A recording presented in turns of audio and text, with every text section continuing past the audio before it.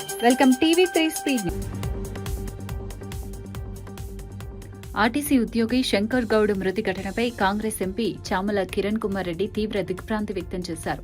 ఈ సందర్భంగా ఆర్టీసీ కార్మికులు ఎవరూ అధైర్యపడకూడదని, ప్రాణాలు తీసుకునే పరిస్థితులు రాకూడదని ఆయన విజ్ఞప్తి చేశారు. రాష్ట్ర ప్రభుత్వం సమస్యల పరిష్కారానికి సిద్ధంగా ఉందని స్పష్టం చేశారు. ముఖ్యంగా మంత్రి పొన్నం ప్రభాకర్ ఈ అంశంపై సానుకూలంగా స్పందిస్తున్నారని తెలిపారు.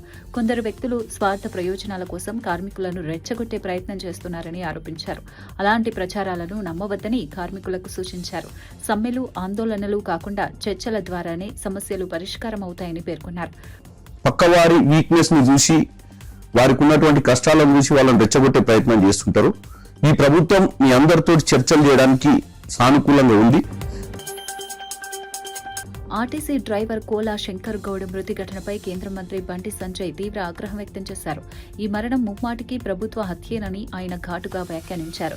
తెలంగాణ సమాజం మొత్తం ఈ ఘటనతో తీవ్ర వేదనలో ఉందని తెలిపారు. ఆర్టీసీ కార్మికులు ఎన్నో సమస్యలతో ఇబ్బందులు పడుతున్నారని, వారి బాధలను ప్రభుత్వం పట్టించుకోవడం లేదని ఆరోపించారు. కార్మికుల సమస్యలను పరిష్కరించడంలో ప్రభుత్వం విఫలమైందని విమర్శించారు. శంకర్ గౌడ్ మృతి వెనుక ప్రభుత్వ నిర్లక్ష్యమే కారణమని పేర్కొన్నారు. కార్మికులకు న్యాయం జరగాలని, వారి సమస్యలను వెంటనే పరిష్కరించాలని డిమాండ్ చేశారు. ఈ ఘటనపై సమగ్ర విచారణ జరిపి బాధ్యులపై చర్యలు తీసుకోవాలని కోరారు.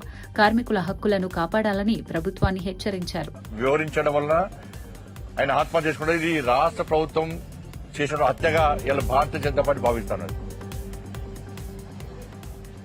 ఇలా ఎవరైనా సమస్యల కోసం ఆందోళన చేసినప్పుడు వాళ్ళని పిలిచి, చర్చలకు పిలిచి, వాళ్ళని ఒప్పించి, మెప్పించి సంధానించిన ప్రభుత్వము దాన్ని భిన్నంగా గత ప్రభుత్వం ఏ విధంగా చేసిందో వార్నింగ్లు ఇచ్చి ఉత్తరాంధ్ర అభివృద్ధిపై వైఎస్సార్సీపీ నేతలు చేస్తున్న ఆరోపణలను మంత్రి గుమ్మడి సంధ్యారాణి ఖండించారు. అభివృద్ధిని చూసి ఓర్వలేక అబద్దపు ప్రచారాలు చేస్తున్నారని మండిపడ్డారు. గతంలో కబ్జాలు, అవినీతి ద్వారా విశాఖను నాశనం చేసిన వారే ఇప్పుడు ముసలి కన్నీరు కారుస్తున్నారని విమర్శించారు. జగన్కు రాష్ట్రం, అమరావతి, ప్రజలపై ప్రేమ లేదని ఆరోపించారు. అలాంటి వ్యక్తిని ప్రజలు పట్టించుకోవాల్సిన అవసరం లేదన్నారు. రాజకీయాలు చేయాలంటే ముందు తన ఇంటి పరిస్థితిని చక్కబెట్టుకోవాలని జగన్కు సూచించారు. రాష్ట్ర అభివృద్ధి కోసం ప్రభుత్వం కృషి చేస్తుందని తెలిపారు. ప్రజలను తప్పుదోవ పట్టించే ప్రయత్నాలను అడ్డుకుంటామని స్పష్టం చేశారు. అభివృద్ధి విషయంలో ఎలాంటి రాజీ ఉండదని అన్నారు.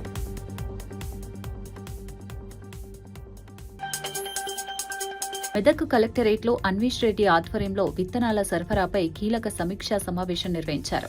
ఈ సమావేశంలో సీడ్ డీలర్లు, సహకార సంఘాలు, ఎఫ్పీఓ ప్రతినిధులు, ఏఆర్ఎస్కే సెంటర్ అధికారులు పాల్గొన్నారు. రైతులకు నాణ్యమైన విత్తనాలు అందించడం ప్రధాన ప్రభుత్వ లక్ష్యమని చైర్మన్ తెలిపారు. రాబోయే ఖరీఫ్ సీజన్కు జిల్లాలో ఎలాంటి విత్తనాల కొరత ఉండదని హామీ ఇచ్చారు. జనుము వంటి గ్రీన్ మెన్యూర్ విత్తనాలను సమయానికి సరఫరా చేస్తామని చెప్పారు. రైతులకు సకాలంలో అవసరమైన విత్తనాలు అందేలా చర్యలు తీసుకుంటున్నామని పేర్కొన్నారు.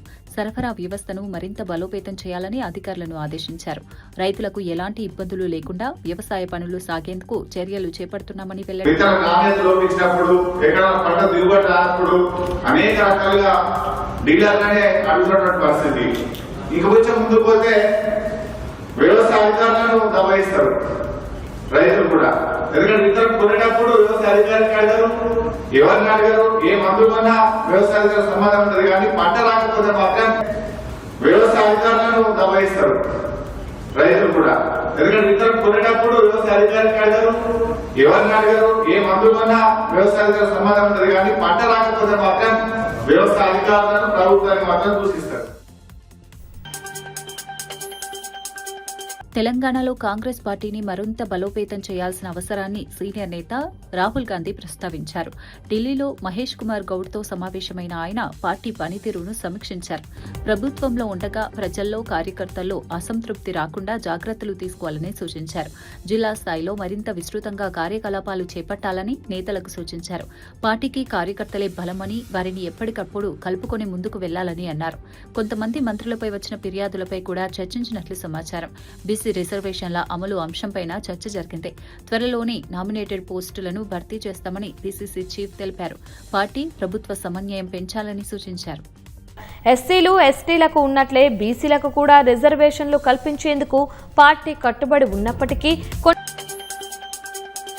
ఆంధ్రప్రదేశ్లో కూటమి ప్రభుత్వం పేదల సంక్షేమానికి కట్టుబడి ఉందని మంత్రి సావిత్రి తెలిపారు. తపల్లిలోని కమ్మ కార్పొరేషన్ కార్యాలయాన్ని ఆమె ప్రారంభించారు. ఈ కార్యక్రమంలో నాదెండ్ల బ్రహ్మం చౌదరి పాల్గొన్నారు.